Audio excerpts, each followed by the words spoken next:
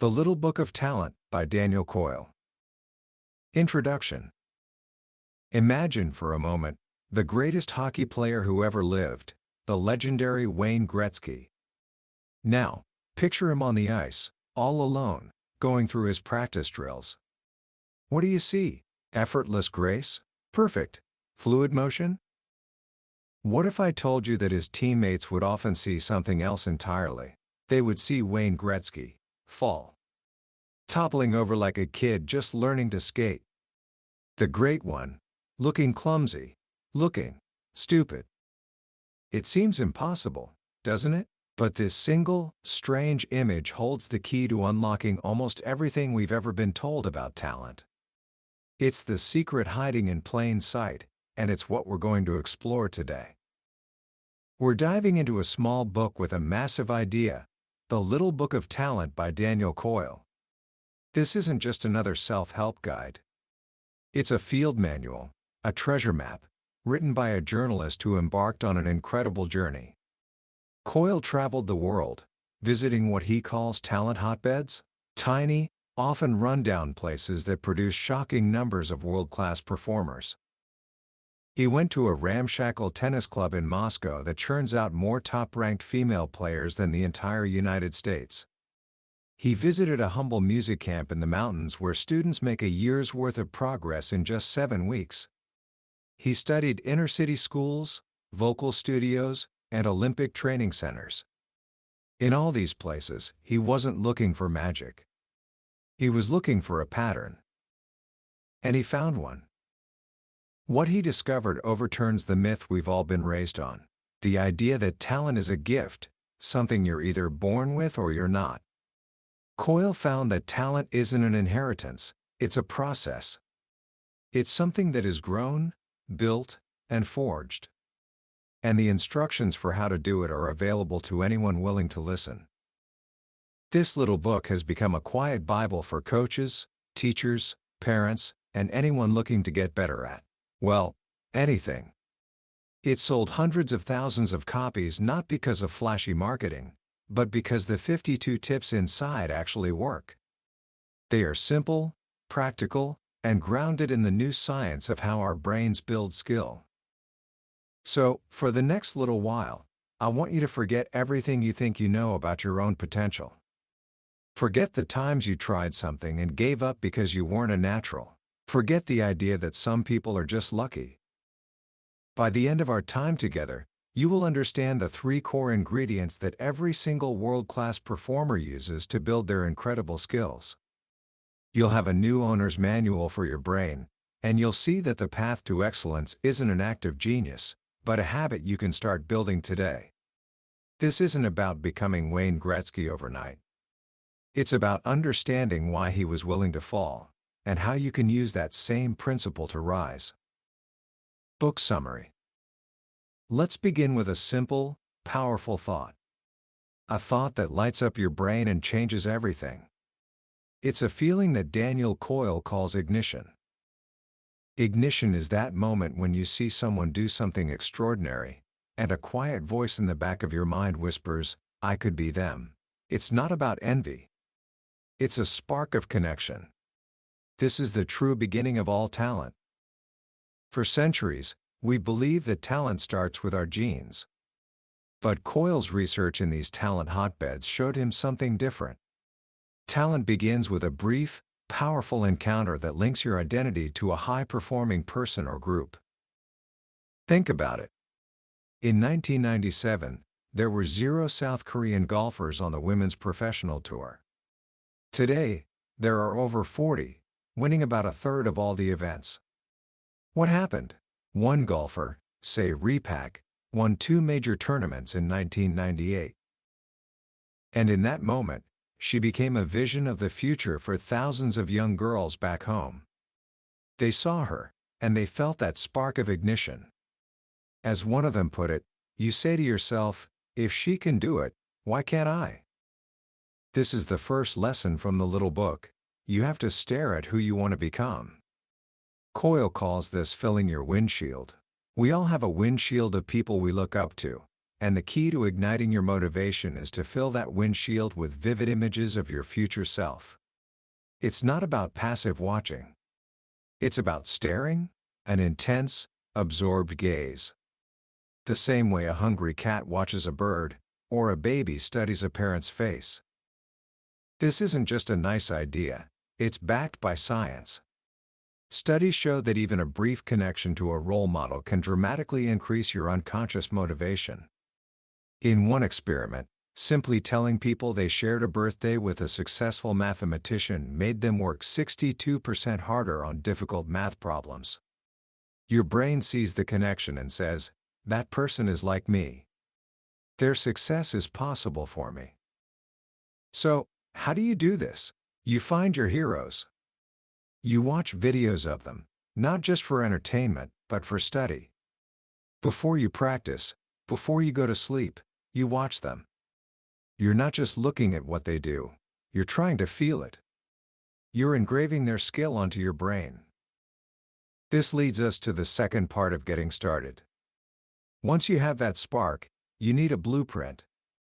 It's not enough to just be inspired. You have to start building. And the best builders are also the best thieves. Coyle's tip 3 is steal without apology. We're often taught to be original, to find our own natural style. Coyle says that's nonsense. All improvement is about absorbing and applying new information, and the best information comes from the top performers. So, you steal it. This has a long and noble tradition. A young Steve Jobs famously stole the idea for the computer mouse from a research center. The Beatles stole the hi-woo sounds in their early hits from their idol, Little Richard. As Picasso said, "Good artists borrow. Great artists steal." When you steal, you don't just copy the general vibe. You focus on the specifics. The exact angle of a golfer's elbow. The precise pause a comedian takes before the punchline. The curve of a singer's lips as they hit a high note. You have to ask yourself 2 questions. What, exactly, are the critical moves here, and how do they perform them differently than I do? This process of staring and stealing helps you build a high-definition mental blueprint. But to use that blueprint, you have to understand what kind of structure you're building. This is one of the most practical and brilliant ideas in the book. Coyle explains that every skill you could ever want to learn falls into one of 2 categories: hard skills or soft skills. Hard skills are about repeatable precision. They are skills with one single, ideal path. Think of a perfect golf swing, a gymnast's vault, or flawlessly playing a musical scale. The goal here is to be like a Swiss watch, reliable, exact, and automatic. Coyle says that for hard skills, you must work like a careful carpenter. You measure twice, cut once. You are slow, meticulous, and obsessed with errors. The first few attempts are the most important, because they lay down the initial tracks in your brain. Like the first sled down a snowy hill, all future sleds will tend to follow that groove. So you have to make that first groove perfect. Soft skills, on the other hand, are about high flexibility. There isn't one right way, there are many. Think of a soccer player improvising an attack, a comedian working a crowd, or an entrepreneur navigating a tense negotiation. These skills are about recognizing patterns and making smart choices in a constantly changing environment. The goal isn't to be a Swiss watch, it's to be adaptable and interactive.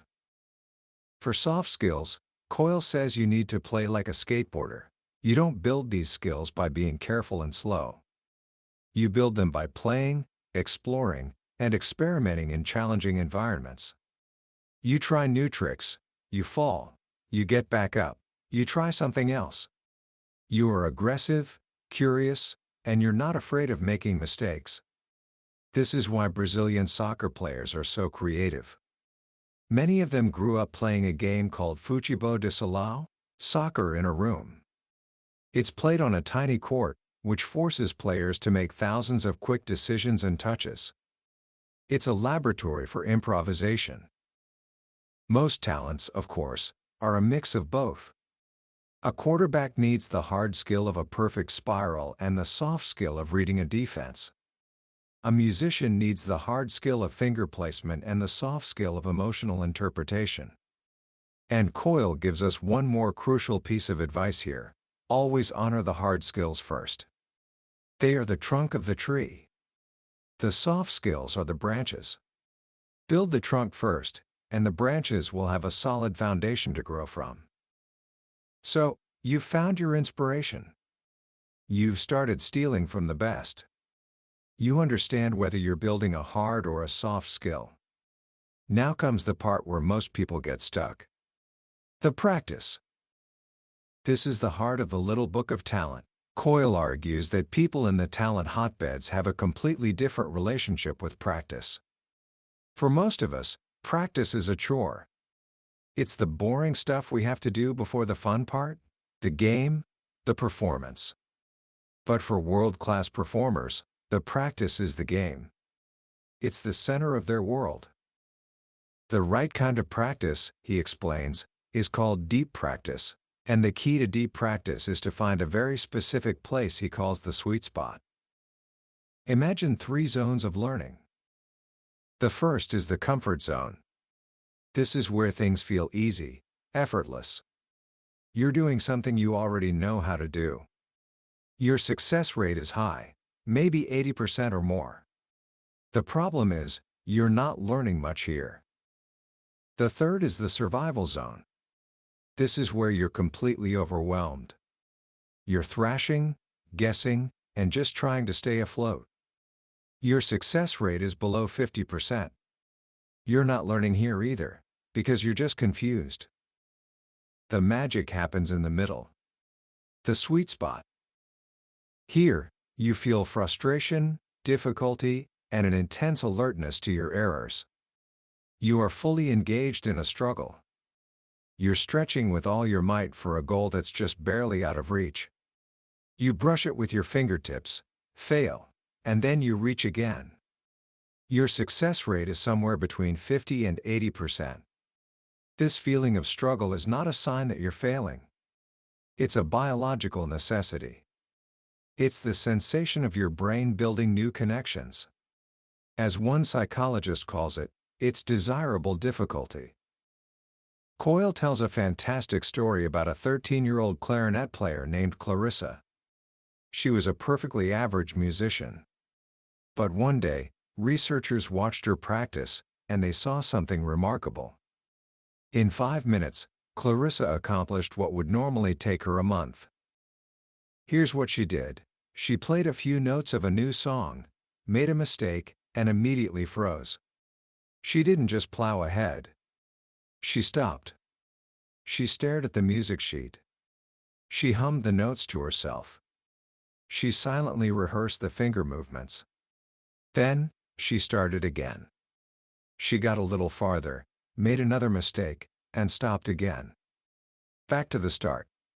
In those 5 minutes, every single time she made an error, she was sensing it and fixing it. She was operating right on the edge of her ability, in her sweet spot. She wasn't just playing the clarinet. She was building her brain. This is the central engine of skill development. And the book is filled with practical tips on how to find and live in this sweet spot. One of the simplest is to slow it down. Super slow practice acts like a magnifying glass. It allows you to see your mistakes with perfect clarity. Ben Hogan, one of the greatest golfers ever, used to practice his swing so slowly that when the club finally made contact, the ball would only move about an inch. The saying goes, it's not how fast you can do it. It's how slowly you can do it correctly. Another technique is to break every move down into chunks. Every skill is built from smaller pieces. You master one tiny chunk, then another, and then you start connecting them. Musicians at one elite camp literally cut up their sheet music into small sections, put the pieces in a hat, and practice each one randomly. Only after they've mastered the individual chunks do they put the song back together. See the whole thing. Break it down. Put it back together. Repeat. And this is where we come back to Wayne Gretzky falling on the ice. He was so good that to find his sweet spot, he had to push himself to the absolute limits of balance and control. He had to risk looking stupid. This is tip 5. Be willing to be stupid. Reaching, failing, and reaching again is the only way the brain grows. In the world of talent, mistakes are not failures. They are guideposts. They are the information you use to get better. But deep practice isn't just about struggle. It's also about how you frame that struggle. Coyle suggests you stop doing drills and instead play small, addictive games. The word drill sounds like drudgery. But a game sounds like fun. If you can count it, you can turn it into a game. Instead of just playing a guitar chord over and over, count how many times you can play it perfectly in a row. Try to beat your score from yesterday. This simple shift in mindset keeps you engaged and motivated. And this brings us to the final, crucial part of the journey: sustaining your progress.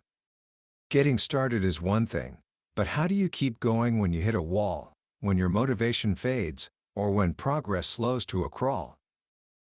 The first rule is to embrace repetition. Repetition has a bad reputation. We think of it as boring. But Coyle argues this is a huge misunderstanding. Repetition is the single most powerful tool we have for improving our skills. Why? Because of a substance in our brain called myelin. Think of the wiring in your brain like electrical wires. Myelin is the rubber insulation that wraps around those wires. The more you fire a particular circuit, the more you repeat an action, the more layers of myelin your brain adds to that wire. And the more myelin you have, the faster, stronger, and more accurate the signal becomes. Practice doesn't just make perfect. Practice makes myelin, and myelin makes perfect. When Navy SEAL Team 6 prepared for the raid on Osama bin Laden's compound, they didn't just talk about it. They built full-scale replicas of the compound and rehearsed the mission dozens and dozens of times, under all kinds of conditions. They were using repetition to build the high-speed brain circuits they would need for the real thing. As the martial arts legend Bruce Lee said, "I fear not the man who has practiced 10,000 kicks once, but I fear the man who has practiced one kick 10,000 times." To embrace repetition, you need to adopt what Coyle calls a blue-collar mindset. Top performers don't wait for inspiration to strike. They get up and go to work, day in and day out, whether they feel like it or not. The artist Chuck Close said it best: "Inspiration is for amateurs." You also need to be patient. Talent grows slowly. Coyle shares a beautiful saying he heard at the Moscow Tennis Club: "Think like a gardener, work like a carpenter." A gardener is patient. They plant a seed and tend to it, trusting the process of growth without yanking it up every day to see if it's working. A carpenter is methodical. They work steadily, knowing that each small, precise piece they cut will eventually connect to a larger, beautiful whole. And finally, one of the most surprising and useful tips in the entire book for sustaining progress is tip 51: keep your big goals secret. This sounds completely counterintuitive.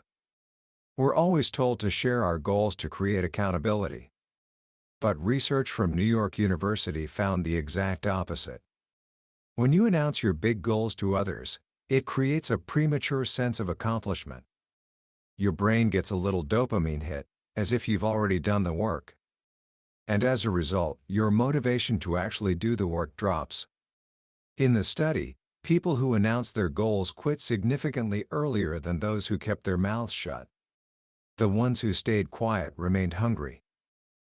So, when you set out to build a new skill, hold that big dream close to your heart.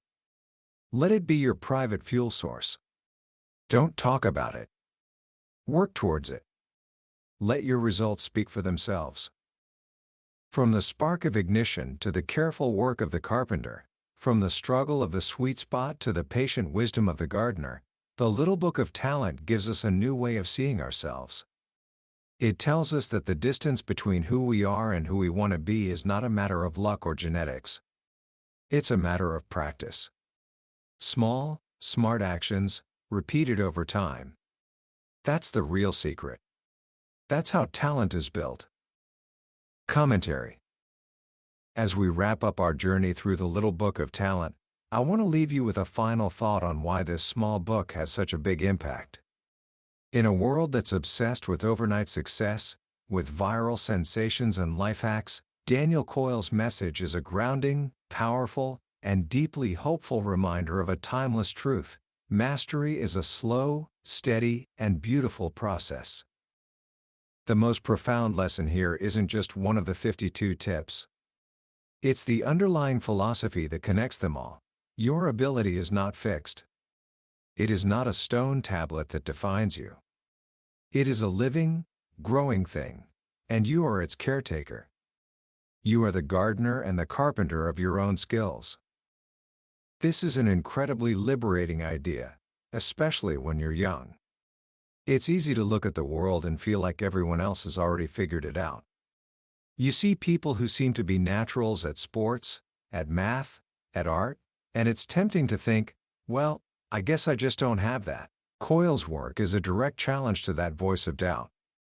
He shows us, through compelling stories and clear science, that the naturals are almost always the ones who started earlier, practiced smarter, and embraced the struggle more willingly. Michael Jordan was cut from his high school varsity team. Walt Disney was fired from an early job for lacking imagination. Their talent wasn't a gift. It was a victory won through thousands of hours of deep practice. So, how can you start applying this today? Let's make it simple. First, just for this week, pick one skill you want to improve. And then, find your role model. Go on YouTube, find a video of someone who is brilliant at that skill, and just stare. For 15 minutes a day, don't just watch, but try to feel what they are doing. This is how you create the spark of ignition. Second, when you practice that skill, I want you to look for the struggle. Don't avoid it. Seek out that feeling of almost. Find the edge of your ability and just hang out there for 5 minutes. Don't worry about success, worry about the reach. That's you, in your sweet spot, building your brain. And third, reframe your mistakes. The next time you mess up, I want you to pause, and instead of feeling frustration, I want you to feel curiosity. Say to yourself, okay, that's interesting. What information is this mistake giving me? Treat it like a clue on a treasure map, guiding you toward the right move. This book is small, but its message is vast. It's a quiet rebellion against the myth of innate talent, and an invitation to see yourself and your potential in a new light. It reminds us that excellence is not an act, but a habit. And it's a habit that is available to every single one of us. That was a summary of The Little Book of Talent by Daniel Coyle. We've touched on the core ideas today, but a summary is like looking at a map of a beautiful country. The real adventure begins when you decide to take the journey yourself.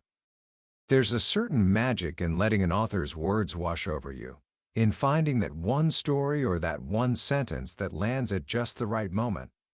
This summary is your map, to help you decide if this is a journey worth taking. If any of these ideas have sparked something in you, I encourage you to grab a copy. Reading it isn't just about learning a few tips, it's about fundamentally changing your relationship with the process of getting better, and that's an experience that can last a lifetime. You can find a link to the book in the description below. Also, if you found this summary valuable, please take a moment to click that like button and subscribe to the channel. It's a small click for you, but it means the world to us, and it ensures you won't miss our next deep dive into another life-changing book. Let's keep learning and keep growing together.